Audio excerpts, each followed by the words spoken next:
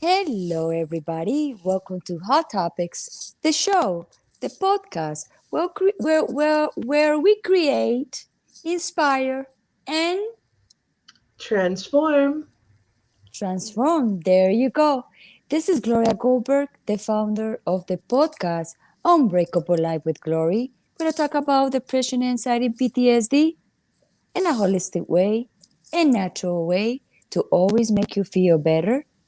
And next to me, like always, my beautiful co host, Kia Baker. That's right. If you don't know me by now, which many of you do, my name is Kia Baker, and I am the creator and host of the Female Veterans Podcast, as well as the upcoming video series, Women Warrior Stories for the Veterans Channel, and success coach at London Real Academy. And I am so excited today, Gloria. Me too. Me too. But before we begin, tell me, how are you? You look cold. I'm very good. It's very cold up here. A little bit disappointed because I couldn't go in the water today because it's very cold outside. And it's not about just to go in the water to show everybody I can do it. It prefers is my health. And now we are in we are in coronavirus season. You have to be careful what you're doing. And the water was not that cold, but the air was very very cold. And I said no. And my mom said to me, "I don't want you to do that today. You probably can get pneumonia or something like that." So you know what? I listened to her and said, you know what? She's right. So if tomorrow is gonna be a little bit warmer, I probably gonna make it. I'm gonna do it. But if it's too windy, I would not. Well, you do have to be safe. Safety first, Yes. because I mean, I love your cold water rituals. They're the highlight of all of your vacations for me. If you have not seen Gloria's stories, check her out on Facebook or Instagram at Gloria Gold 1111. She always has amazing stories. And this cold water ritual she does whenever she travels is so fun to watch. So, anyway, so where are you now? Are you still in your same undisclosed location? Undisclosed location in top of the mountain. Like if I go down right now, I don't know how I'm gonna get up. Oh my goodness. Okay. Well, that sounds like a lot of fun.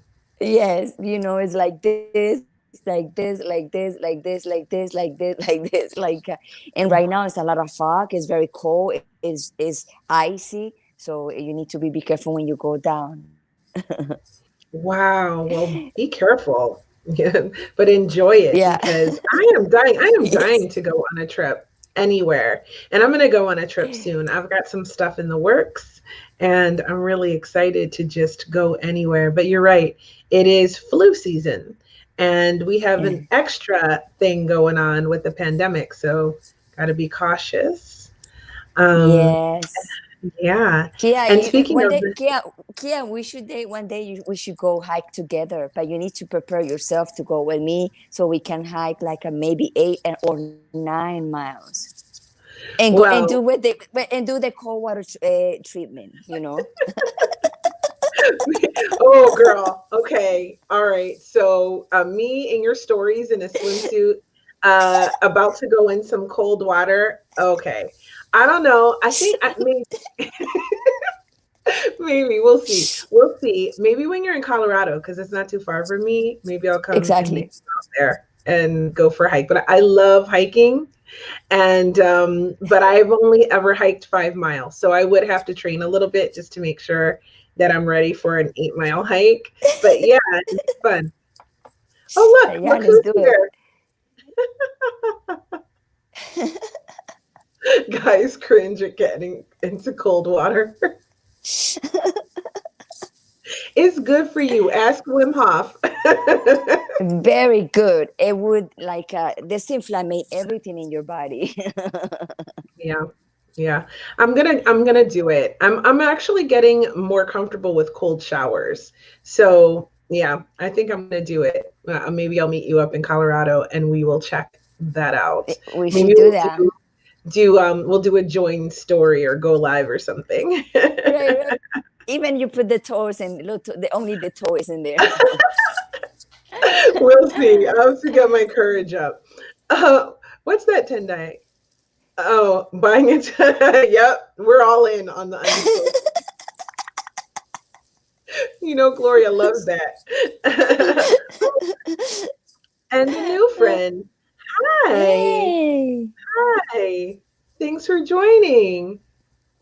So, this is a really important episode, right? So I want to bring our guests out as soon as possible because he has so much knowledge and so much information, and the things that he knows saves lives, literally. Like, I'm not even kidding. Right. He has been practicing for 43 years, saving lives. How many people did you say he saw, Gloria? 56,000 people plus. So over 56,000 people he's treated, he's seen, he's helped in his long career. And we're going to bring him on. He is a podcast host. He has 2 podcasts, Schaman MD and Harmonica MD as well. So you can listen to him share more knowledge after the show. And we're going to bring him out and ask him lots of questions. And don't hesitate to post a question if you have one for him during the show. Okay. So without further ado, an amazing, incredible physician, one of my former students who I am so honored to have connected with and get to share the benefit of his knowledge with you. So welcome, Dr. John Schaman. Thank you. Thank you, Kia. Nice to see you again. And Gloria, nice to meet you. Hi, John Doctor. How are you? Good. I have a place for you to swim. Right out the door is Lake Huron. You have to kind of scrape the ice cubes off the water to get in, but it would be ideal, I think. Oh my goodness. I don't think I'm in that level yet, but I probably will be there. But now I'm trying. So what time is it where you are, Dr. John? I'm sorry? Where are you located at the moment? I'm in Ontario, Canada, right at the moment on the shores of Lake Huron. Wow. Cold, right? It's pretty cold today. Yeah, I can imagine. Hi, Holly. Thanks for popping on, girl. So I have lots of questions for you, Dr. John. You're on East Coast time then, right? That's correct. Yeah, same as Gloria. So for me, it's only 6:08 p.m. here on the beautiful Pacific Northwest. And it's always amazing that we can all get together thanks to technology like this. Yes. So my first question for you, Dr. John, is what made you decide to go into medicine? Well, that's a bit of a long story. I was going to be a biochemist, trying to find a cure for medical cures and do research in biochemistry. And a friend of mine wanted to get into medical school, and he was applying. He told me I should apply so that I could do clinical trials. I can still do my research. Turned out that I got into medical school. He became me, and I became him. He actually went and became the biochemist and did all kinds of research. Moved from Toronto to Chicago and elsewhere. Anyway, so I kind of took his place and got into medical school. But that's where things started to go a little bit, maybe you'd call it crazy. I believe that as a general rule, life does not always have a straight path. And certainly my original path was to become a cardiologist. And I learned about this new field that was just coming. It was just brand new. And that was called cardiac rehabilitation, where very few doctors were taking heart patients and getting them to exercise. Until that time, patients who had heart damage or heart attacks, it was felt that any kind of exercise would be very dangerous. So it was exciting for me to see that they took heart patients who normally became cripples, many of them, and they trained them to exercise to the point that they were actually able to run the Boston Marathon. And I kind of got on board when I went to a symposium, and I got so excited about it. I trained in that field, and I've been in it ever since. Wow, that's incredible.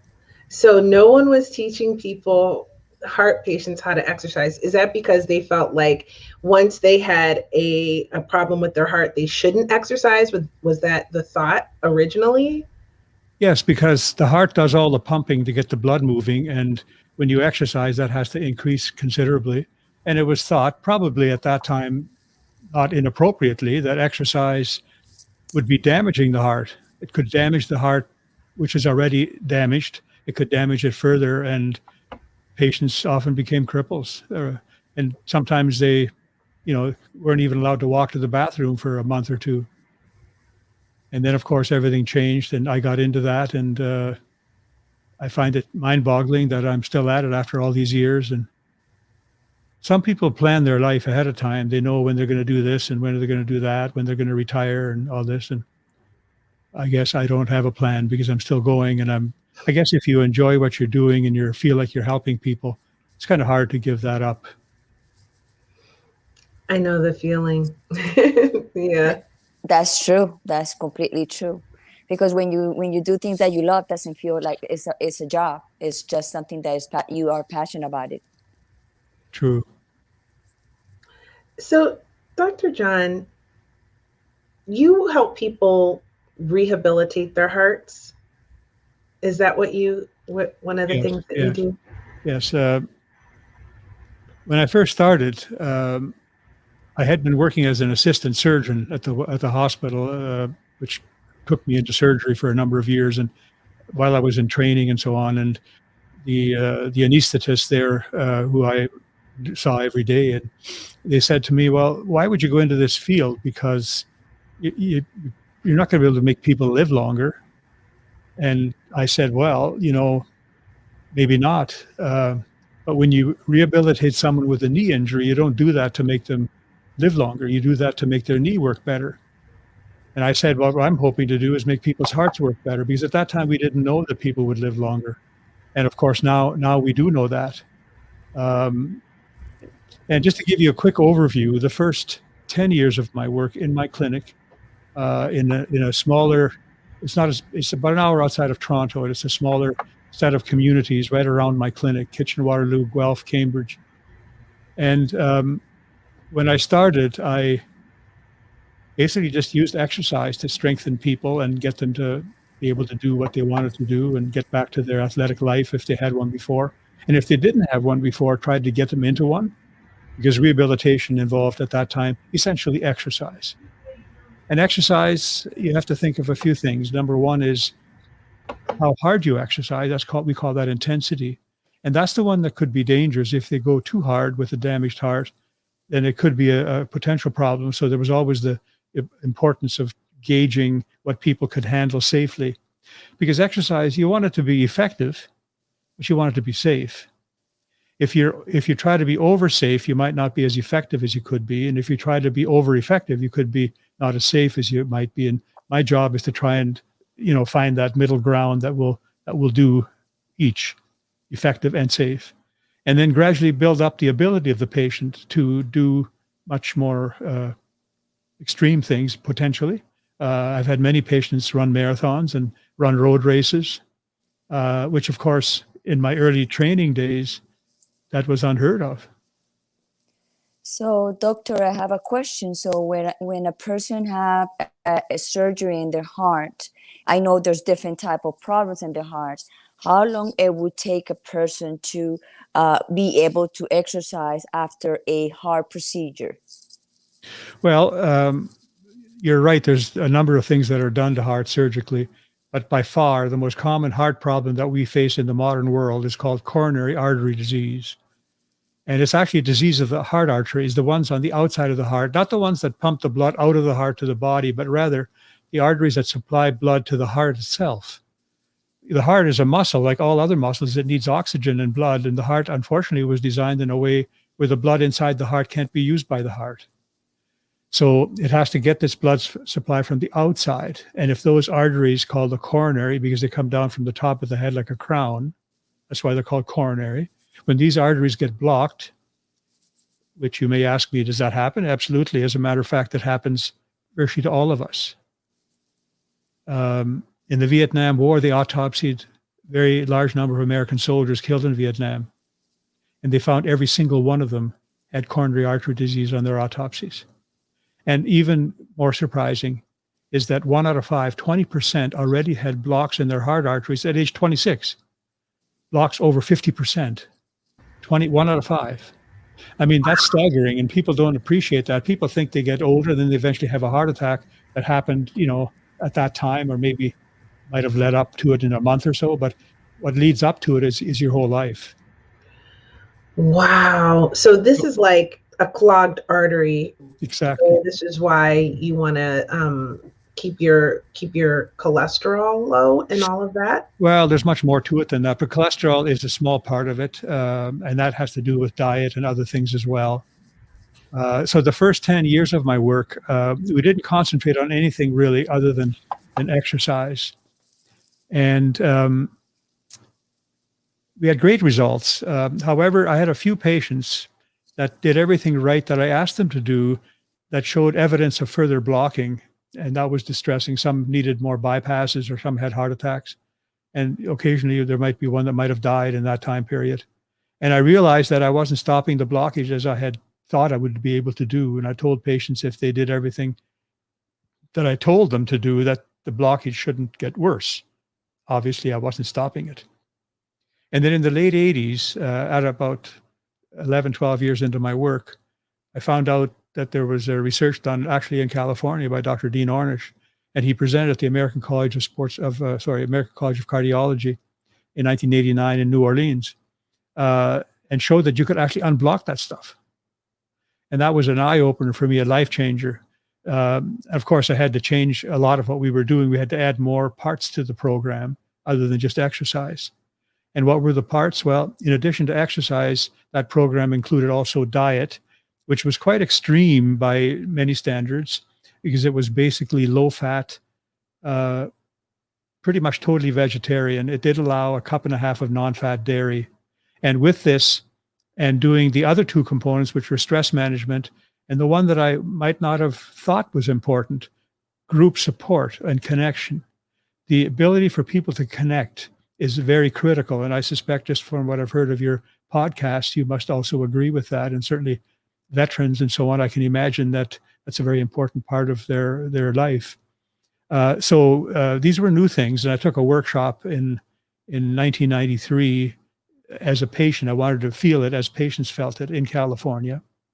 And I came back from there and I was sold on it. And I started running workshops. I did 50 of them, where I brought in about 12 heart patients and their spouses and trained them in an all-day workshop on how to do this. So basically diet, exercise, stress management, and group support are the components in that program. And if you look at the patients that took that program and took the workshop, and compared it to others who didn't take the workshop, the outcomes are clearly better as far as, recurrence of further blockage and causing angina. Angina is a pain in the chest caused by lack of oxygen. And that lack of oxygen is called ischemia. You don't need to remember the word, but it's called ischemia. And that happens all over the body, wherever one starves for oxygen. In the brain, that threatens a stroke. And if part of the brain dies, that's called a stroke. And in the heart, if part of the heart dies because of that lack of oxygen, that's called a heart attack. And my job is to try and get these arteries as open as we can and keep them open. And certainly the evidence of being able to unblock those arteries was shown by Dr. Ornish and many others since then. It takes an extreme effort. And a lot of people and a lot of doctors really feel it's undoable because people won't do this. And I think I agree with that. Most patients won't do this with most doctors, because most doctors, their only tools really are the surgeon uses a knife, and the regular doctor, cardiologist, family doctor, pretty much their only real tool is a prescription pad. So my tool, when I went into this new field, was all of a sudden something very different. It was a lifestyle change. And if people do more of it and enough of it and include all of these things, the ability to actually unblock the artery blockage. Wow. So That is awesome. And how that we can we discover that problem before it becomes more worse, or they discover that when you have already a pain or problem in your heart? Well, no, I wouldn't recommend waiting until you got a pain. I recommend that, people are aware of this. And I tell my patients, and I have patients of all ages, of course. When I started, I was such a young guy, and most of my patients were old people, like they were over 50. I call that old then, don't call it old now. And we now know that the offspring of patients who've had heart disease have a much higher chance of getting this disease. And in my own experience, it's not uncommon to see the offspring getting it 10, 15, 20 years younger than the father or mother did. Wow. To work on prevention is very key to this. Waiting until your arteries are bad enough blockage that you're having angina, that's already almost too late. Yes. Oh my Because goodness. your arteries need to pretty much, on average, need to be over 70% blocked before the downstream tissue feels that lack of oxygen. 70% is already, a lot more than you'd want to have if you want to try and start, reducing that blockage and preventing it any further. The younger the Wow. better. The younger the better to start with these efforts. So hold on. So Kia, hold on, please. So what is the name of the test that people have to do in order to see that you have problem in the coronaries Well, arteries? there are tests, a whole range of tests. I mean, a family doctor takes a history, it finds out if the patient has symptoms, and asks about their family history about heart disease, and asks them about, looks at their lab results, cholesterol, takes a part in this, and diabetes, blood sugar intolerance, or blood sugar abnormalities. These are all a big part of this, of blocking arteries. I mean, the risk factors for blocking arteries are, well, for a part of life, being a male, but women catch up very, very majorly after the menopause.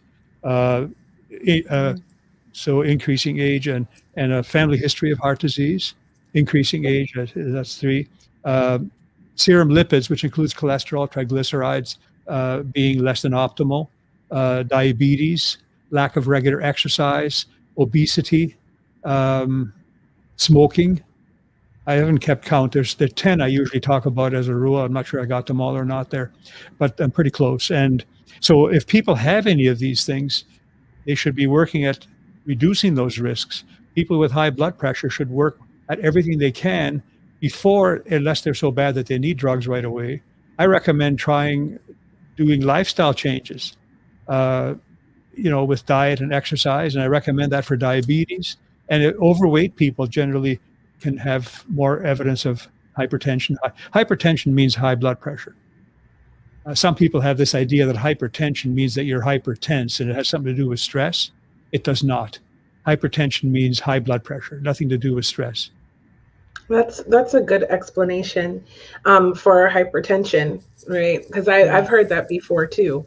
And since it runs in my family, high blood pressure, I have a great question from Tendai, who says that he exercises quite a bit, but diet is his biggest challenge. He says, I know for some reason it's the exact opposite. I try to eat healthy and grow my own vegetables, but slip up sometimes. How much is hereditary and genetics a factor, though? It's a great question. A difficult question, really, because what might be deemed genetic may not be totally. Because you see, young kids, they learn how to eat and how to live in their parents' home, and the parents teach them how that all goes. So patients that come to me with a family history, a significant amount of that may have just been environmental and how they grew up and how they learned the habits of their parents. However, they are both factors, and are all the other factors that I've mentioned, and all needs to be addressed, really. Wow. So, okay. So if you have any of those things, then you probably should consider, having a lifestyle change. Right. But if you have some of those things, or maybe even if you don't, what are some signs and symptoms, or how could you determine whether you have, heart problems or potential heart problems? And you just reminded me, and I want to remind you or let you know that I tend to get going, and there's so many pathways I can take. And if I end up not asking a question, please give it to me again. That can happen. Okay. I just No once I get rolling, so many pathways I could go. And I forgot to finish that question that was asked. And that question was, how do we test for this? And I said that a family doctor does the simplest testing of asking and doing lab tests and getting sort of a historical examination idea. And then we can take patients. What I do is I do stress testing. And stress testing is basically taking patients for a test drive. I put them on my treadmill or an exercise bike or a new step machine or any number of other rowing machine, depending on, most of the time it's on a treadmill, because for most of us, walking is what we do. Many older people want to walk. They don't care so much if they can row a boat or can row a rowing machine, but if they can pedal a bike, they want to be able to walk. So I recommend that walking be one of the main exercises, especially as people get older, because maintaining the ability to do a particular activity and exercise is going to depend very much so on how much of that you do and how you develop your fitness to continue with that. So from the normal stress test, the next one after that is probably what we call the nuclear medicine test. And in our country, we don't do PET scans so much, but I've sent patients to Houston, Texas, to Dr. Lance Gould, who I'm not sure if he's still in practice. I suspect he still might be. And he was the originator of the positron emission tomogram. But in Canada, we have a lesser type version of that machine called nuclear stress testing, where you inject a nuclear chemical that shows up in the heart, and it shows the areas of the heart that are starving for oxygen versus those that are not, by kind of using a Geiger counter kind of a device that shows it on a scan. So the patient that has the starvation for oxygen, you can see that there. And I don't do that on everybody, because on most of the patients, I can see that it's not there, or I can see that it's definitely there, and I may not go on to that test. But if it's in between, I would use that test. And then the granddaddy test is probably the coronary angiogram. An angiogram, angio comes from Greek or Latin, I'm not sure which, meaning blood vessel, artery.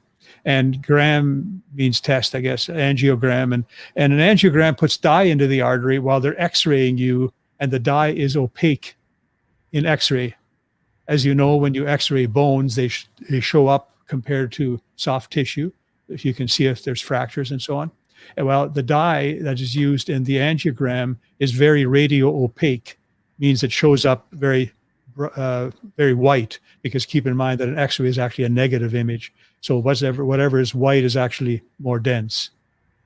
So that's how we do angiograms, and from that we make decisions. And there's a lot of other things to talk about, really, because the modern medical world is not always handling all of these things in my opinion, the best way. In that, a carpenter uses a hammer. I think we'd all agree. A surgeon uses a knife. A physician uses a prescription pad, largely. So if you go to somebody, they use their tool. And I feel that those tools are not the best tools. I'm not saying drugs shouldn't be used. I'm not saying surgery shouldn't be done. But they certainly should not be the first thing we think about. I think changing people's way of living, changing their level of fitness, changing excess weight if we can, changing whatever we can to reduce the risk factors. And that makes a big difference in outcomes. And I've had many, many patients that were referred to me by heart surgeons. In Canada, we have a different system. It's a government-controlled social medical system. So no one has to pay anything to go have these things done. And it's not, if you go to somebody, they'd want to, obviously they're trying to earn a living and they want to do what they do, right? But in Canada, there's such long waiting lists as a general rule that a surgeon may well say to somebody, well, there's this clinic, my clinic, near your home, that if you want to go there, there's a possibility this doctor could help you. And while you're waiting anyway on a waiting list, why don't you go and see what he has to offer? And I've had many of those come, and they took that workshop I mentioned earlier, which is a very intensive indoctrination into this aggressive program. And not all of them did it. but the ones that do better. And I've had many patients that went years. One guy went 26 years and died of something else, and never needed that bypass that was urgent when he first came to me for that. So there's always those kind of things that are possible. And it's not so much that we deal only in possibilities. We also deal in probabilities, because something being possible isn't as good as it being probable. And we know that the data from Ornish's work and others, and even our own data, that patients who follow this program, but they've got to follow it. They can't go home and do something totally different. And you don't always know. Patients sometimes tell you what they think I want to hear. So they say, oh yeah, I'm doing it, but not always do they do. It's kind of like COVID. Many patients are saying they're doing all the gowning, or I should say the masking, and in medical clinics, gowns, we have to wear all these things. And a lot of places cut corners. Now, I don't mean necessarily medical places, but patients cut corners. I know that patients don't do nearly as well as they should. And I find the same thing with heart disease prevention and rehabilitation. I've had patients that bring in their diary, they fill in a diary, and they bring it in for me and my staff to look at what they did during the past week. And if they see there's any problems written in that we have to deal with. And I see patients, not that many, that come every week, and we can put a stamp in there so we can see the last time we stamped it was the last time they were there. And they stamp it, and we see that every visit is a stamp, which means they didn't fill anything in on their own, which means they didn't do anything on their own. So, they come, and I tell them, you can't just do it once. Yeah, I know, but I'm so busy, and I like coming out here. And it's kind of like, if you go to church and somebody springs holy water on you, somehow it blesses you. But coming to my clinic and not doing the job is not going to give them the result. I think it's pretty much common sense. Yeah. That does make a lot of sense. If you're not going to put in the work, how are you going to get the results that you need to get? And actually, Rhonda has the same question I had earlier. So she says, hi, she's Dr. Schaman. Are there silent or subtle symptoms one might not correlate with heart issues we should be aware of? Well, I think I'd like to start with that question by saying that there are silent happenings in the heart that are actually a problem. And one of them is called silent ischemia. That's a word meaning lack of oxygen. All our tissues in the body can starve for oxygen and be ischemic. And the heart, of course, is a serious place, and so is the brain. And this ischemia normally gives some kind of symptom. In the brain, it causes TIAs, where little malfunctions of brain function happen, and patients might have visual or movement disturbances. Many different possibilities. All of a sudden, their hand may not be able to grip the coffee cup, and it falls out of their hand, and whereas normally that would never have happened. And in the heart, we have angina. But silent ischemia, well, you wouldn't know about it in the brain because they wouldn't have any symptom, and they wouldn't know about it in the heart either unless I'm testing them and I can see the changes on the cardiogram, which means that the changes are telling me they're starving for oxygen, but they don't feel it. And of course, I do nuclear testing, the one I talked about with that dye. I do that testing to root out those people and make sure we deal with them appropriately. So there are those kind of symptoms.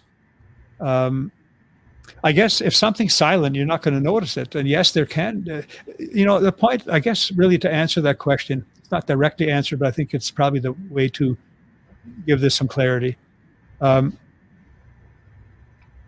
If you have blockage going on in your heart, you're not going to find out about it until a disaster strikes or until you get angina. And, we used to think that arteries blocked over a long period of time, and eventually it was so badly blocked that you had a heart attack. Well, through half of my career, that was the belief. And we now know that that's not true. What actually happens is that heart attacks, 86% of heart attacks happen in something kind of totally different, kind of mind-blowing, really. It happens when the body makes a mistake. Your body is remarkable. It's looking for viruses and it's trying to fight them off. It's looking for places where you bleed and it sends clots there, and it does all this wonderful stuff. But when you have a heart attack, your body thinks that you're bleeding in an artery because there's something called plaque rupture. So when an artery blocks, it's not sort of just a simple blockage like might be calcium in a pipe in your house, but it's actually living structures that are invaded, and the plaque, as it's called, might develop a soft interior that's unstable, and outside of it is kind of rubbery, and if that ever makes if a slight crack happens there, from who knows what reason, many possibilities, and a little bit of that stuff comes out, and the blood sees it. The blood thinks that you're bleeding, you're having a hemorrhage. And what does the body do when you have a hemorrhage? It sends a clot there to save your life from bleeding to death. 86% of heart attacks happen for that reason.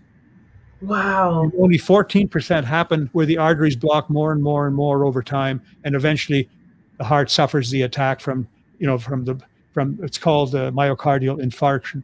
So the word ischemia means lack of oxygen, and the word infarction means that the tissue dies because of ischemia.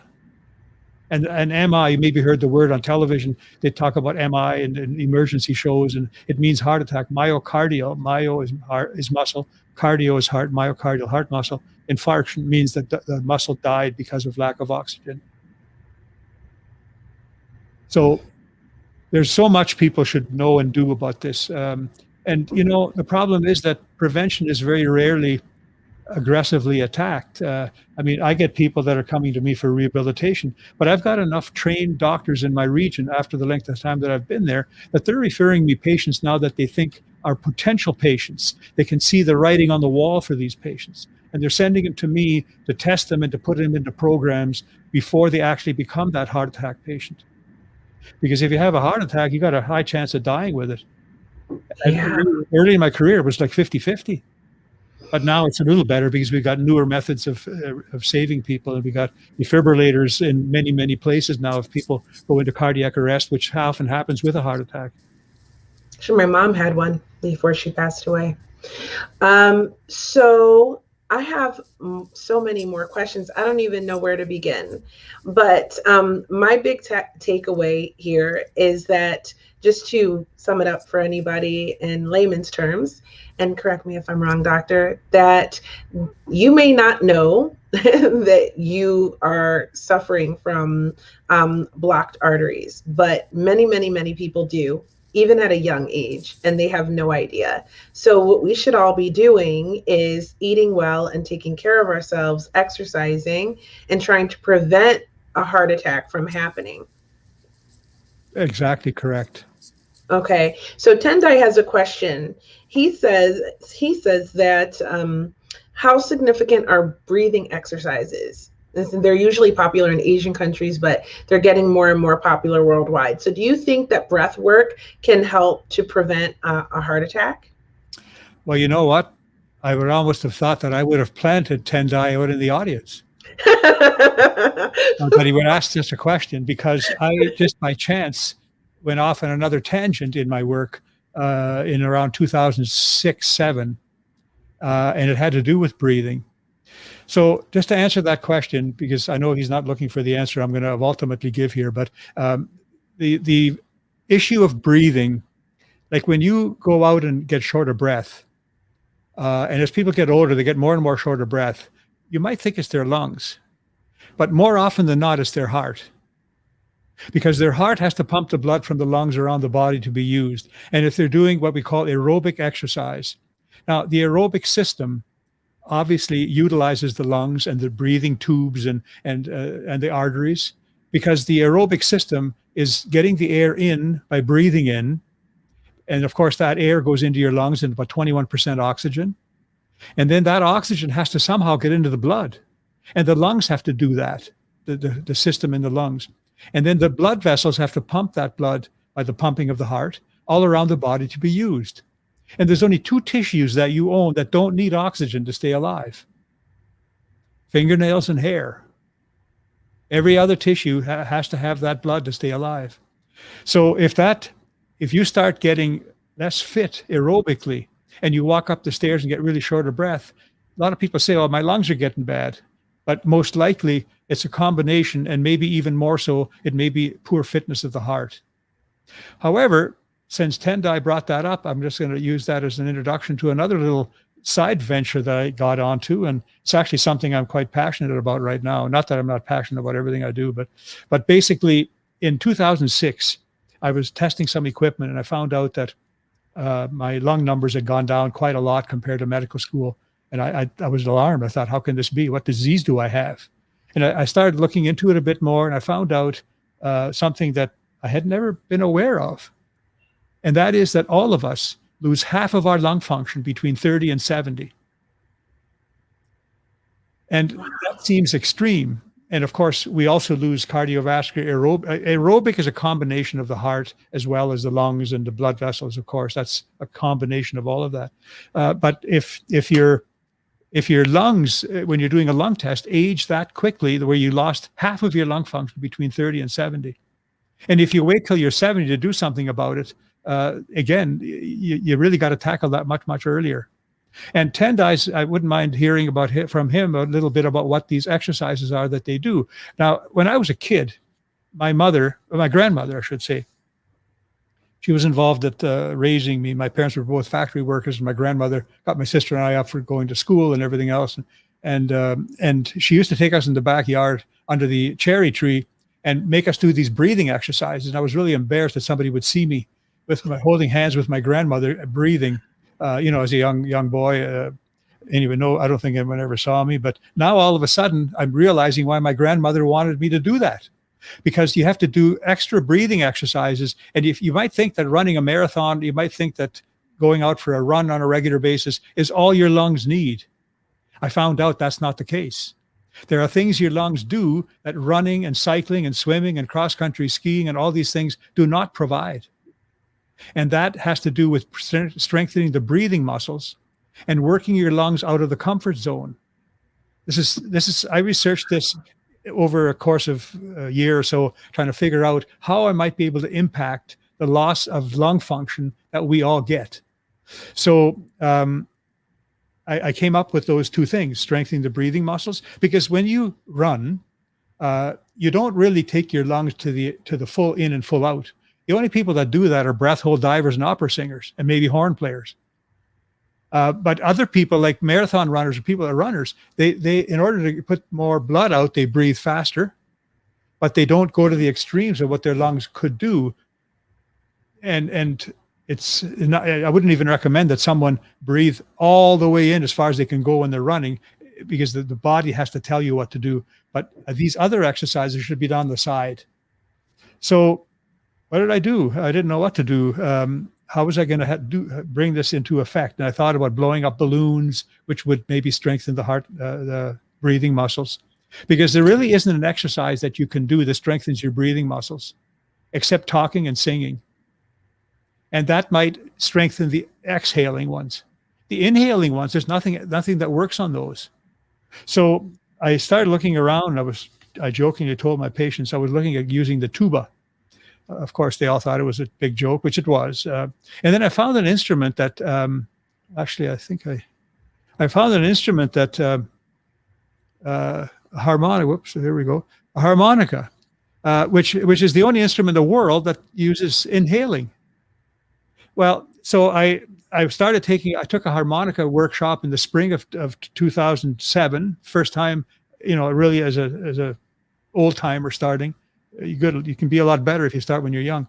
And I started using this, and I started introducing a program to my clinic called HELP, Harmonica Exercise for Lung Program. And the HELP program was using a standard harmonica, which is generally used for playing melodies. Just trying to make sure I don't go over time here. Anyway, so I won't demo anything, but anyway, so. No, I want you to demo something. Yeah, you want me to demo? We'll take a few extra minutes. So a standard harmonica does things like this.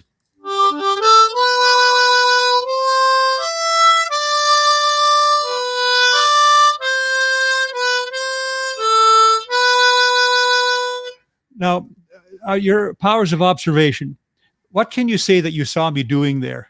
Was I working really hard and really sweating it up? No. No, not at all. And harmonica playing in a normal harmonica is mostly done with single note playing. Now you can play it with multiple notes.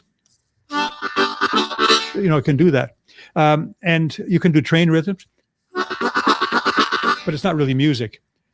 So I found out after going at this for a year, so maybe a little over a year, I wasn't getting the numbers I was hoping for with the strengthening of the breathing muscles and so on. And I talked to one of my teachers from California, actually, who was the first guy that ever taught me how to play harmonica. And he told me when I told him we weren't getting the results, he said, why don't you play multiple notes, do train rhythms? So I started doing train rhythms, and I immediately saw things happening with the patients. I can see the breathing muscles improve. What I wasn't seeing in the previous year or year and a half, I was starting to see it.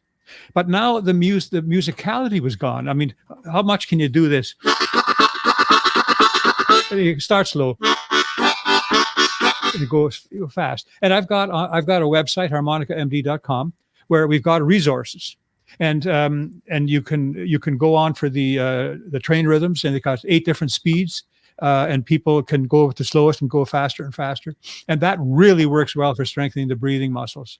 But then we didn't have musicality anymore, and we were using a normal harmonica, and a normal harmonica has a blow chord and a draw chord. A chord is a combination of notes that sound good together. And chords make up songs. And so we only had 2, which was limiting, and it was kind of high pitched, which wasn't as pleasant and didn't use as much air as lower pitched. Then I had this crazy thing happen where I was given the opportunity of inventing a new harmonica by the oldest harmonica factory in the world. I went to them because they were the only company that used stainless steel reeds. And from a medical point of view, hygiene and stainless steel and longevity, et cetera, and cleanability was really important to me. So if I would have chosen another harmonica factory, I would never have invented a new harmonica, because all the other ones are really big and they wouldn't have paid any attention to me at all. But they paid attention to me. The name is Seidel Harmonica, the oldest harmonica factory in the world. Started in 1847. And they said to me, why don't you invent a new harmonica that plays more chords? So now I can play 8 chords. So instead of doing that, we teach patients weird things to say into the harmonica. We call that articulation. I'll just give you one quick example. And this one is, you're talking to the harmonica, you say, Yonka tonka tapa taka tapa ducha. Don't say that in public without a harmonica, or else they might take you away. So when you say it into the harmonica, that Yonka tonka tapa taka tapa ducha sounds like this.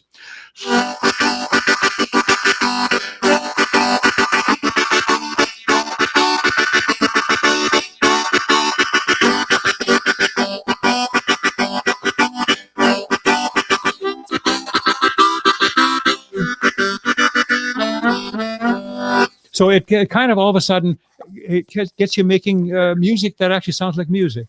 And people can do this very easily. It doesn't take a tremendous amount. I mean, that one may be a little, but you can do a simple, like a waltz, do cha-cha.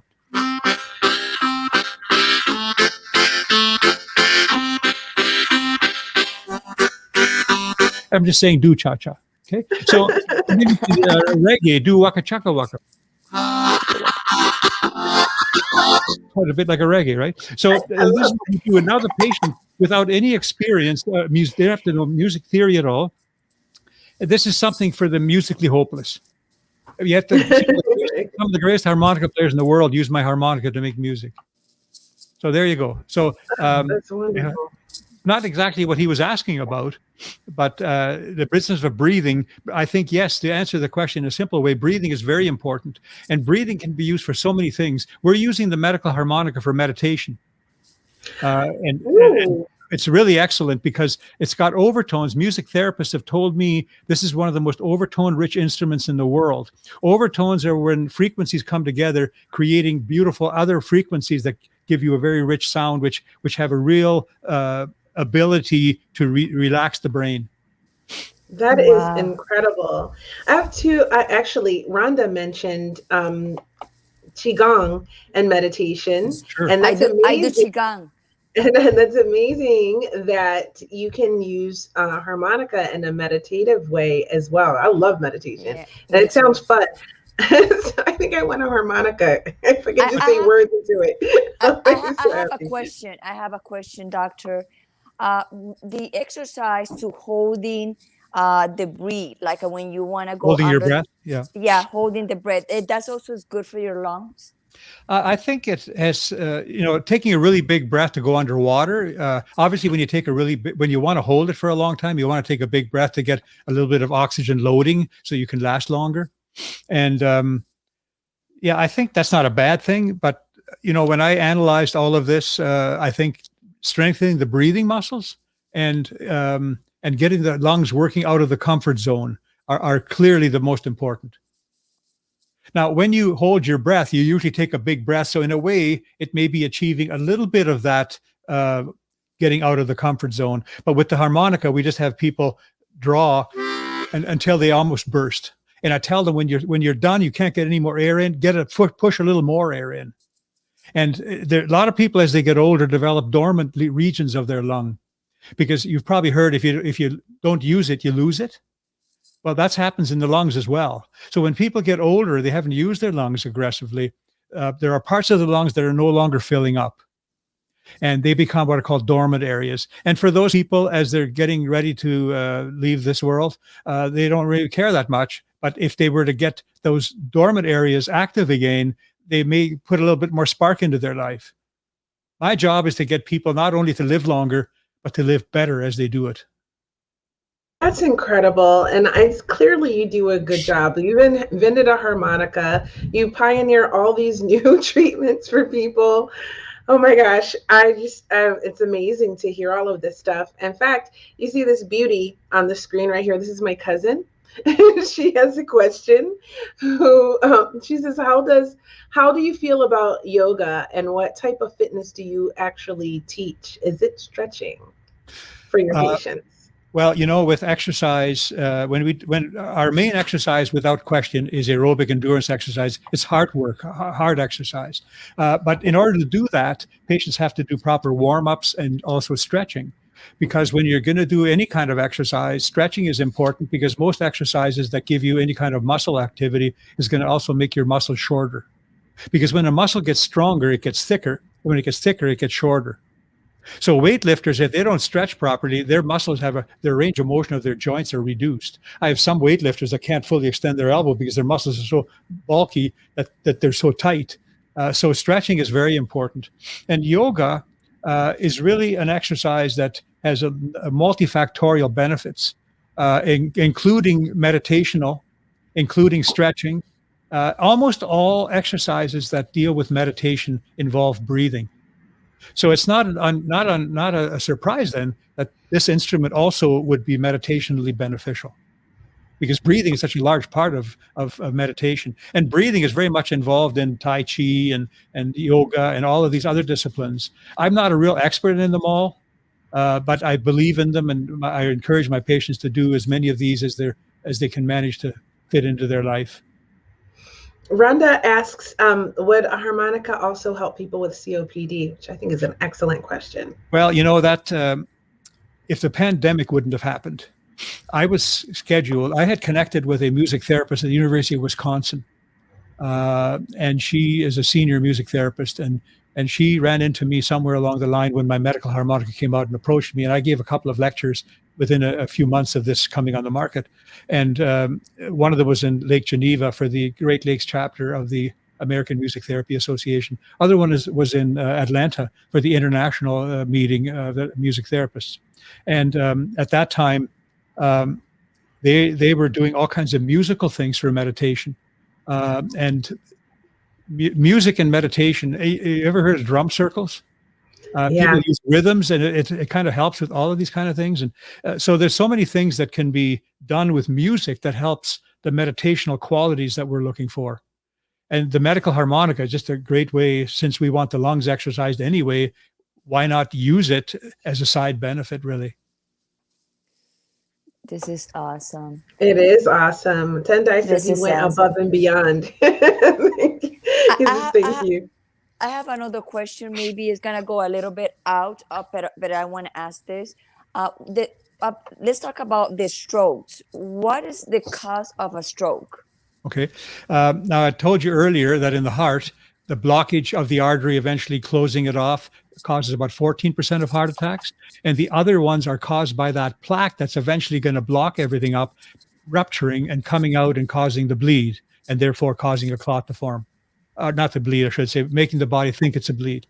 Well, in the brain, we also have two ways of having a stroke. One is with a hemorrhage, and the other one was we call it embolic. An embolism I'm not sure if you've ever heard the word embolism. Yes, yes. People talk about air embolism.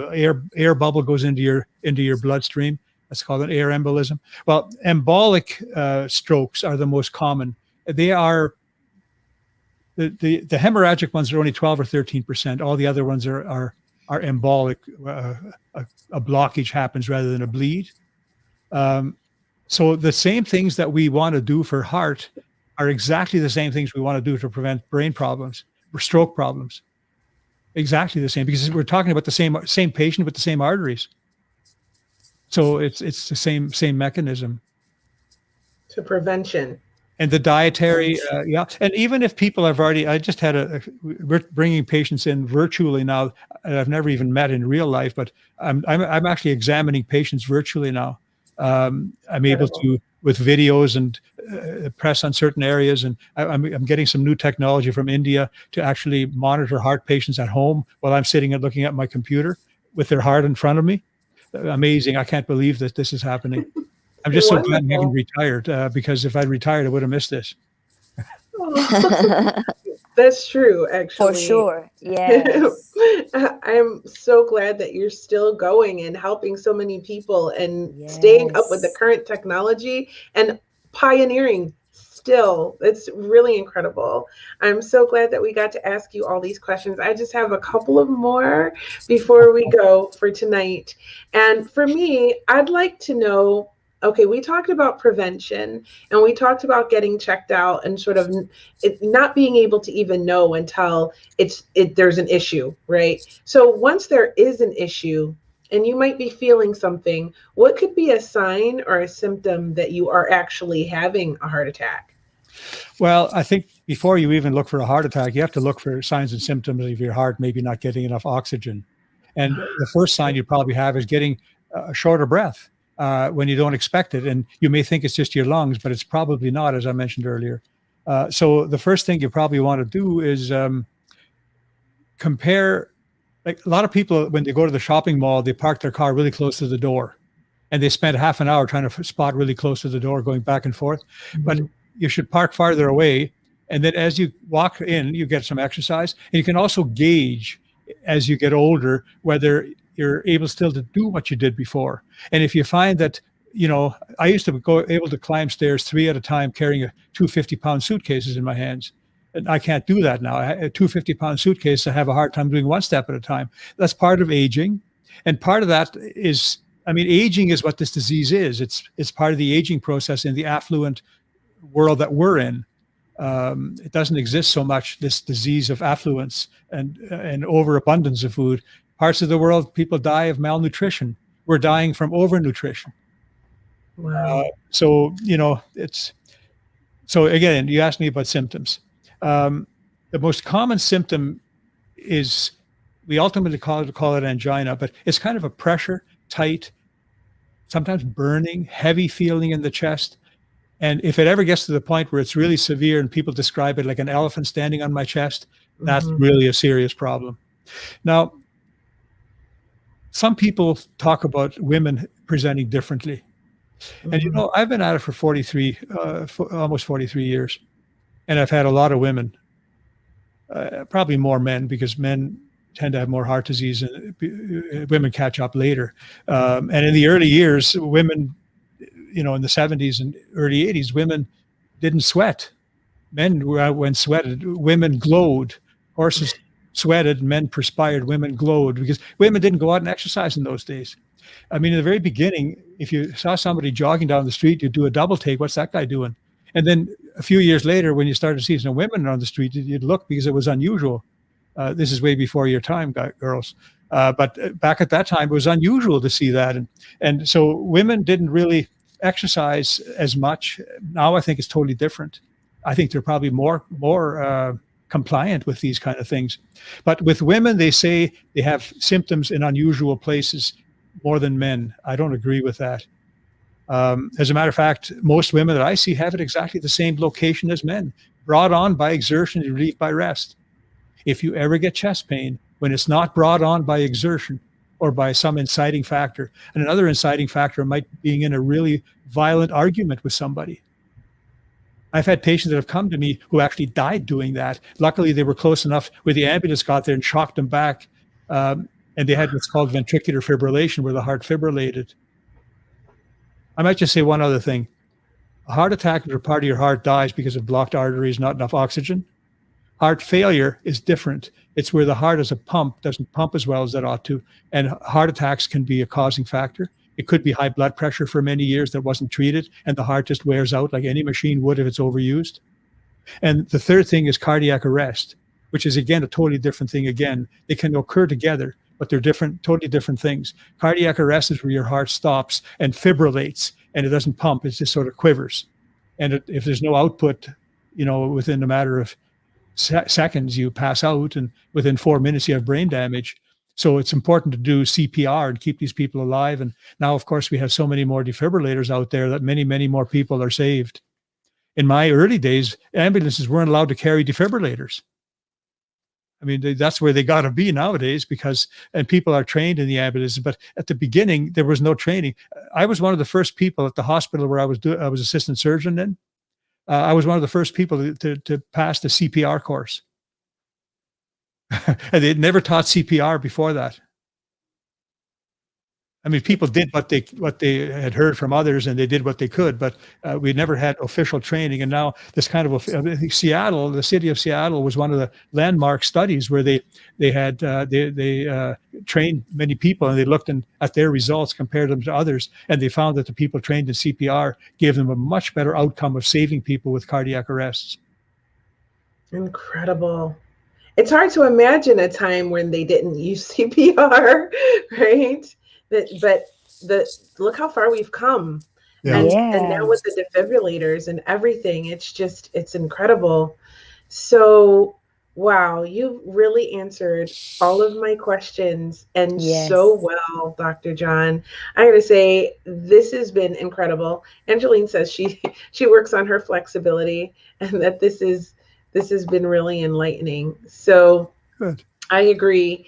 I mean, all of this information could save lives. And I just have one more question, because we are at 1 hour, and then I'll do this one and we'll wrap it up. But my question is this. So once someone has had a heart attack, right, then maybe they're just recovering, and if they happen to catch this show, what would you recommend for them as a way to build their cardiac strength back up and have add longevity to their life? Well, if they're fortunate enough to have a facility like ours, I think our facility is a little different than anything I've heard of anywhere. I do things that I don't know anyone doing. I do an ECG on every single patient. On the race course, when the cars come into the pit stop, it check things and whatever, and off they go again. Patients come off the track, and we hold paddles on. We get a cardiogram, and we look at it and tell them, how it looks, what kind of rate it is, and if they're going too fast or too slow or anything like that. So having that available is extremely valuable. But there are certainly places around in most communities that do have some level of cardiac rehabilitation. And, a lot of information is available online now. I'm hoping to improve. I'm so busy with patients that I haven't had time to devote to putting more things onto my website, but SchamanMD.com. SCHAMANMD.com is my website. And I'm hoping to get more information out there. And of course, the reason I took the broadcasting course, which you so kindly helped me with, Kia, that intent was to try and get the lectures that I've been giving in my clinic. I give a lecture after every cardiac class to all the attendants. And sometimes it's 15 to 25 people, or sometimes more, depends. And that I've given over 13,000 of those. And many patients have asked me, do you ever record these? And I say, well, no, I haven't yet, but I should probably. They started asking me that in 1980. and finally, in 2020, I came around to try and do something about it. So I'm trying to get information out there about this kind of stuff. So I'm hoping my podcasts of the various ones that I will be having will do a bit more to help people with this. And maybe someday there'll be an opportunity for me to work with people from afar, because we might be able to have these devices that I can see their cardiogram while they're exercising, in the Alps or in Colorado or wherever. and I can see, and my staff can see and guide people. That's what we do all this time. I don't know anyone that does that part of the work. That's Awesome. amazing. Sign me up. Okay. Me too. I'm sold. All right. Doctor, I will give you my heart so you manage it. Okay. Well, while you're here, you can have a swim in the ice cubes out in the lake. Yes. And then you connect it to a machine and see how it is. Now we can do that. Oh, that is really a smart idea. Yeah, if we can there's do that. hiking by you, she's there. Yeah. Dr. John, thank you so much for sharing some time with us and answering all of our questions and sharing all this wonderful information. It has been incredible to have you as a guest. It was incredible to have you as a student, and I'm so glad that we get to be connected. Wonderful. Thank you very kindly. Dr. John, thank you so much for being Hot Topics tonight. And I love your passion about the heart, about the health, and about helping so many people. And I love it because I just met you today, and I'm so happy that I'm in your frequency. Well, I'm happy to meet you. I'm happy to meet you too. And everything with the harmonica was sensational. So thank you for that. It was a real treat. And we're so grateful for you to come on. And we hope that everyone will check out your podcast by the same name, Harmonica MD and Schaman MD. Both podcasts are exceptional. Check them out. And hopefully we can have you back sometime soon and you can share some more knowledge with us. It's been fun. I'd be happy to come back. Doctor, do you sell the harmonica in your website? Yes. It is not cheap because it's handmade by German craftsmen. It's not like a $10 harmonica, but we do sell it online. Okay, fantastic. That was a great question, Gloria. Uh-huh. So thank you so much. I'm going to put you in the green room. If you have time to stay until we close the show, we'll come and say proper goodbye. If you don't, we absolutely understand, and I'll catch up with you another time. But again, thank you so much for coming. Thank you. Thank you. Bye. Bye. Wow. What did you think about that show, Gloria? This was amazing. And I know this is going to be very important for a lot of people right now. We're going through a period very difficult for a lot of people. A lot of people have problems with issues with the food, with the not doing exercise, and sometimes they don't know what to do, or depressed. They have anxiety. They have problems. They don't want to do anything. So this will be very like an open eye for a lot of people that they need to take care of themselves, because it's not only thinking because you're young you're gonna be perfect. It's thinking about also about your health in the future, and see that you need to take care of yourself in early age to be able to be old. That's right. Well, you know what? We had a saying in the military was prevention is the best medicine. Right? Exactly. So, and it's always stuck with me, right? Definitely this episode showed you how not to die. And the answer, both from stroke and to prevent a stroke and to prevent a heart attack, is to prevent them by taking care of yourself, exercise, eating well, breath work, meditation, stretching, just taking care of yourself physically and through proper diet. And if you do that, then you can add years onto your life, years that you may not even know that you're running out of, because you may not even know what's going on within your own heart right now. 26-year-olds from Vietnam. Can you believe that? Yes. Already with clogged arteries. Yes. And also, you know, when you prevent, you're reversing, like you said, you're reversing time, and you're preventing a lot of stuff when you're conscious about yourself. And when we talk about all the time, transformation is everywhere, and start about changing habits of life, changing things that you know that is going to be bad for you. So everything takes a work and a consistent to be able to be showing the future that you're doing what you're doing to be better. That's right. So, well, we just added years onto all of your lives. I hope Yes. you enjoyed that. If you take Dr. John's advice, please check out his podcast, Schaman MD and Harmonica MD. They're on Spotify, they're on Anchor, they're on Apple Podcasts, Google Podcasts, everywhere you can find podcasts. Check them out. All of his information, which I know you wanted, I put it in the description of this episode, along with our Instagram at Hot Topics the podcast, as well as Gloria Gold 1111 and at Creativity. So if you want to check us out, you know where to find us. As always, if you are watching on YouTube, click like, share, subscribe, set your little notification bell so you know when we come live.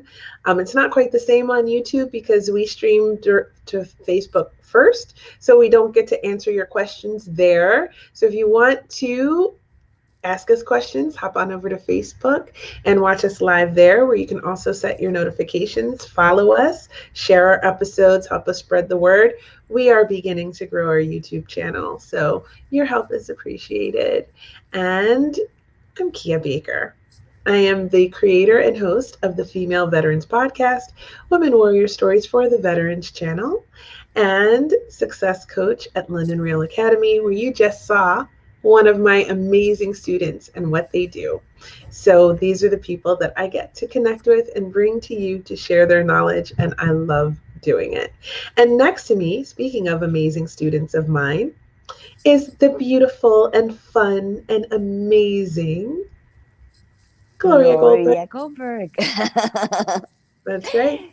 Gloria Goldberg. This is Gloria Goldberg, the founder of the podcast Unbreakable Life with Glory, where I talk about depression, anxiety, and PTSD in a holistic way, a natural way to always make you feel better. And talking about natural way in a holistic way, if you don't have, the money to buy a harmonic that the doctor showed you today, there's no excuse to buy one that you can afford it and start doing the exercise for you to feel better. And also, I'm the host and the founder of the bilingual show, The Gloria. That's every Friday. One Friday is in Spanish, one Friday is in English at 2 p.m. Eastern time. Tomorrow it's not going to be, but next Friday I'm coming back because I'm in vacation. So thank you so much, everybody. Thanks, guys. We love you. Thank you for spending an hour and 12 minutes of your life with us. We appreciate you. We'll be back Wednesday with another incredible guest for you. Yes. And we'll see you then. Have a See you great then. Bye-bye. Bye, you guys. Ciao, ciao.